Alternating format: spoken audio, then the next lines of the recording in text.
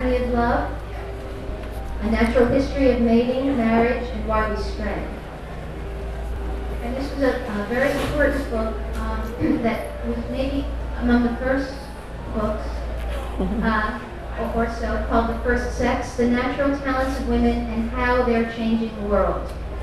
We have all of these books in the store, but Dr. Fisher is here to tell us personally about her thoughts and her findings, and I'll just turn this over. Thank you, Helen.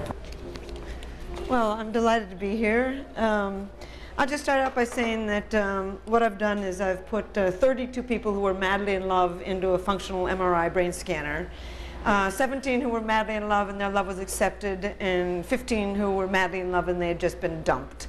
And that's the that's the very kernel of my most recent book, Why We Love.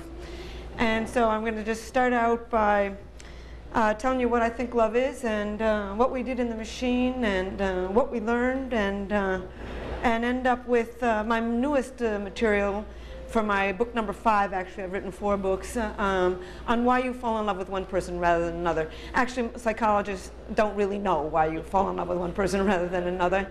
And in fact, there's very little data on that, so that's going to be my book number 5. Anyway, Shakespeare once said, what 'tis to love. I think people have been wondering about this question since they sat around their campfires or lay and watched the stars a million years ago. We all want to know what love is. And anyway, I think that I don't even use the word love. It means too many different things to too many different people. Instead, I divide love into 3 distinctly different brain systems. I think we've evolved 3 distinctly different brain systems for mating and reproduction. One is the sex drive, the craving for sexual gratification. W.H. Auden called it an intolerable neural itch, and indeed that's what happens. You can feel it for a whole range of partners. You can feel it driving along in your car, associated with nobody at all. It's associated with testosterone in the brain, and it's a basic part of our human reproductive strategy. The second brain system, romantic love, that elation, the craving, the obsessive thinking. You focus your attention on this particular individual. It's known as passionate love, obsessive love, being in love, infatuation. And I think it's a very distinctly different brain system. I'm going to maintain that romantic love is an addiction, a perfectly wonderful addiction when it's going well, perfectly horrible addiction when it's not going well at all. And I'll tell you what, I think it's going to be associated with different brain chemicals, certainly dopamine and norepinephrine, natural stimulants in the brain, and probably low levels of serotonin, which gives you that obsessive thinking about this person. As a matter of fact, one of the things that we found in the brain is that when you fall in love, a certain brain region becomes active that is exactly the same brain region that becomes active when you feel the rush of cocaine. So it's like a sort of a 3-year cocaine high and low. The third brain system that I think evolved from mating and reproduction is attachment, that sense of calm and security that you can feel for a long-term partner. Other scientists have looked at some of the brain circuitry of that, and they now think that different chemicals, oxytocin and vasopressin, are involved.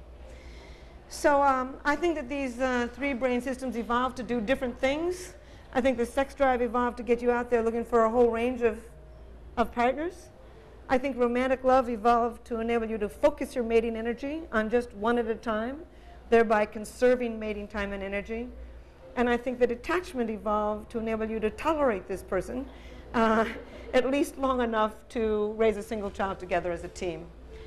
And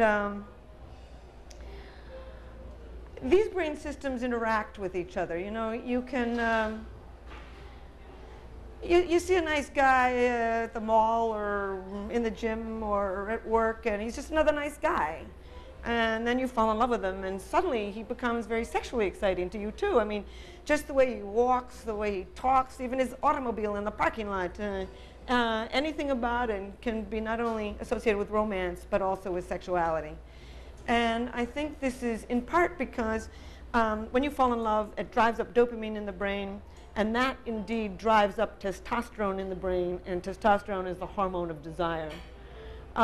This is why I think casual sex is not actually so casual, because with any kind of sexual stimulation, you're driving up dopamine in the brain, and it can push you over that threshold into falling in love. But can the reverse be true? Can you copulate with just a friend and then fall in love with them? Not all the time. Almost all liberated Americans have had sex with somebody who they never fell in love with. So these brain systems can operate rather independently of each other, but not always. The reason is, as I just said, with sex drive, any kind of sexual stimulation drives up dopamine in the brain and can push you over that threshold into falling in love. Sex can also trigger this third brain system, attachment, because with orgasm, you're driving up oxytocin and vasopressin, the brain chemicals associated with attachment. And so you can suddenly, have gone casually to bed with somebody and not only fall in love with them, but either or feel a deep sense of attachment to them. So I'm at Rutgers University, and I say to my students, I said, don't copulate with people that you're not in love with, because you might just fall in love with them. In fact, women are a little bit more susceptible than men are, because in seminal fluid is testosterone and estrogen associated with the sex drive, dopamine and norepinephrine associated with romantic love, and indeed also oxytocin and vasopressin. So when a man is injecting that seminal fluid, he's doing a chemical experiment and can actually trigger some of these two other brain systems. So basically, lust, romantic love, and attachment, these three different chemical systems, can operate in all kinds of ways. Actually, I think this is one of the reasons why you begin to feel less romantic love in a long-term relationship, because as you become more and more attached to somebody, and the oxytocin and vasopressin are going up, it suppresses these dopamine circuits.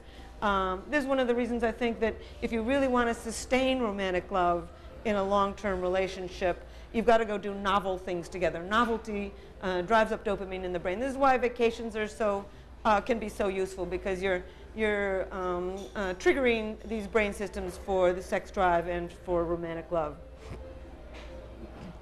So these brain systems can interact with each other, but they don't always interact with each other. And I think that's even more important and more interesting to me as an anthropologist, because you can feel deep attachment for one person while you feel intense romantic love for somebody else, while you feel the sex drive unrelated to any of them.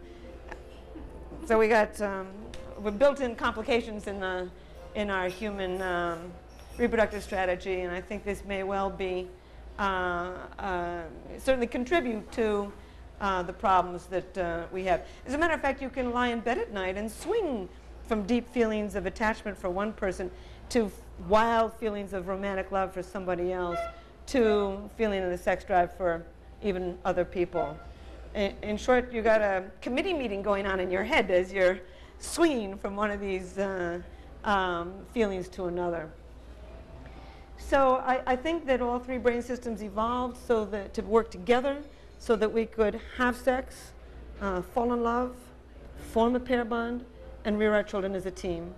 And I think they became somewhat distinct from each other so that we could form a pair bond with one person and what they politely say in my profession, have an EPC, or an extra pair copulation, or be adulterous on the side with somebody else. So, in fact, 1 million years ago, it may even have been adaptive. I'm not recommending it, but to form a pair bond with one person, and then if you also had sex with somebody else, men would end up having more children with this extra partner. Women would get extra resources with from this partner for the children they already had.